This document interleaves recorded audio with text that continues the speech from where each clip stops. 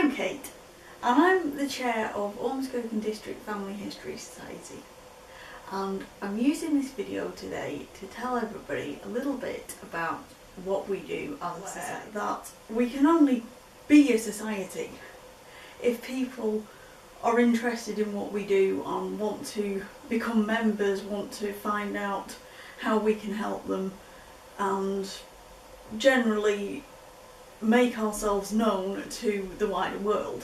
So we've got quite a few ways other than our regular meetings that enable us to get out there in the community and tell people who Ormskirk District Family History Society are. We have a help desk at Ormskirk Library, and we've even got a little research library of our own. A room full of books, CDs, even microfilm and microfiche. Now, although gravestones and dates are really useful, essential in fact, to family history research, they're not the only resources that you can use to find out about your ancestors, because everybody's ancestors had a life before they were buried. So it's quite natural to be thinking to yourself that you would like to find out a bit about what your ancestor did, whether they did anything interesting, whether they had an interesting job, whether they were rich, poor, just getting by, whether they employed people or whether they were employed. It's the more social aspect of family history. Who was who worked for who employed servants, who didn't. So if that social aspect of family history appeals to you, then one thing that you certainly could try is looking at a trade directory. There are lots of trade directories out there. They were a little bit like the telephone directories that we have today, the yellow pages particularly. They are the ones that are organised by category. We would be looking for your plumbers, bricklayers, teachers, priests, people with specific professions living in a particular town, particular area. One of our members took the time and the trouble to sit down with a camera and photograph 300 pages with the adverts at the front and the back of Worrell's Directory for 1872. This is our CD, Worrell's Wigan and District Directory, including Chorley, Ormskirk and adjoining townships. And it's an absolutely fantastic resource for learning more about who was who in the community. Who were the teachers at the school? Was there more than one school in a particular village? Was there a Protestant one and a Catholic one? Was there a grammar school and a charity? And it generally gives you a really good impression of mid-Victorian life. So yeah, very much like your modern phone directory, just without phone numbers. In 2013 we were lucky enough to be given a transcription of the manorial and court records for the village of Tarleton. This particular collection begins in 1696, so you're right back into the time of actually King William III, William of Orange. 75 years before anybody had even thought about constructing the Leeds-Liverpool Canal. And these records go through from 1696 all the way to 1802, by which time the canal was not only well under construction, it was nearly finished. There's the Burscough Township book, a little bit like the Tarleton Manorial records, in that it is one huge great book. It's about 250 pages long, and it covers all the important events in Burscough, even down to a year-by-year breakdown of who the village constables were and who the church wardens were every year, so you get a really good idea of who was who was important, what they were doing. And we photographed every single page, then we transcribed it. We made an index of each surname on every single photograph. It turned out there were 979 references to individual personal names, individual people.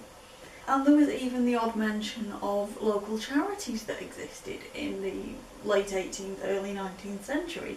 So you do get quite a good idea of what was going on in Burscough then. During the early 19th century, there was a charitable organisation, a charitable collection in Burscough, which arranged for poor people to be given a donation at Christmas. Rather than it being a financial gift, what they actually did was to give these poor householders some beef. It was their Christmas beef, their Christmas dinner. And probably so they had a good meal on Christmas Day. And for 14 years, between 1800 and 1825, these lists were found that had survived. And they include just over 200 names of the people who were given this distribution of beef. And so we've included these beef lists on a separate CD, so it's another collection which can add a little bit of colour to your family history. Another interesting collection that we've published this year centres around Ormskirk.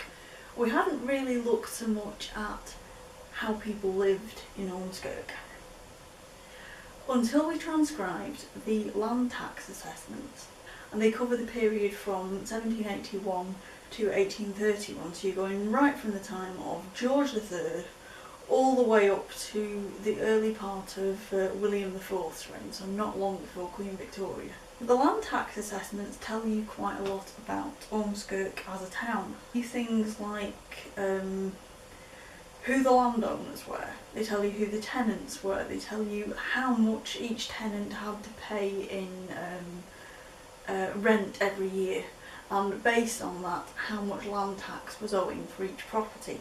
But they don't just talk about individual people living in individual houses. The landowners owned all sorts of bits of property. Once you get to the 1820s, 1830s, we're getting into the sort of industrial period. Ormskirk might not have been a major textile producer in the way that many Lancashire towns were, but things were changing. You start to get references to things like factories, the dispensary, and yet at the same time things that look back to the past, old field names which actually appear on a map from the 1600s that was still in use in the early 1800s.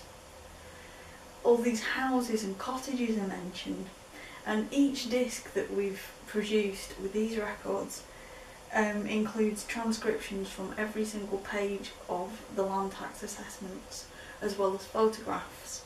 We were given permission by the Lancashire Archives to photograph them and to publish them, for which we're incredibly grateful. Between the 3 CDs there are roughly 200 images per disc, so that's a lot of information, and they're all fully indexed, so it makes it a little bit easier to find things.